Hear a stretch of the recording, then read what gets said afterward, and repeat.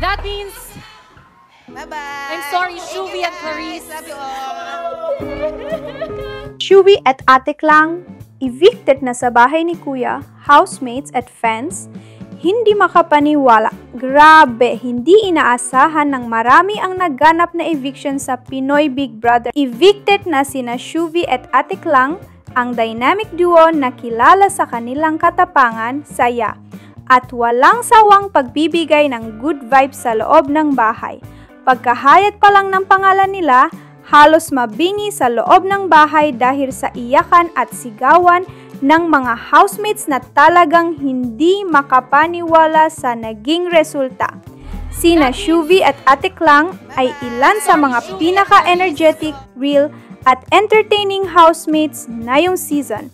Kaya naman malaki ang naging impact ng kanilang paglabas, para bang nabawasan bigla ng kulay ang bahay ni Kuya.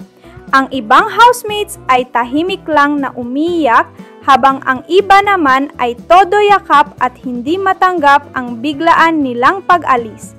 Online, nag-trending agad ang pangalan ng dalawa at bumuhos ang mga reaksyon mula sa fans na shock din sa eviction.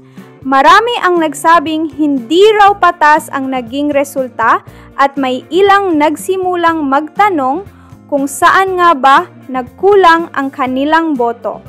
Kilala si Shuvi sa pagiging palaban pero totoo sa sarili, habang si Ate Klang naman ang ate ng bahay na laging handang makinig, magpatawa at umalalay sa iba. Sila rin ang naging source ng positivity lalo na sa mga araw na mabigat ang tasks o emosyon ng mga housemates na yon pa lang miss na sila sa loob ng bahay. Ilang housemates ang nagsabing hindi na raw magiging pareho ang atmosphere sa loob dahil wala na ang good vibes duo na sina Shuvi at Ate Klang. Kahit na-evict na, siguradong marami pa ang aabangan sa kanila sa labas ng bahay at mukhang hindi pa tapos ang journey nila sa showbiz.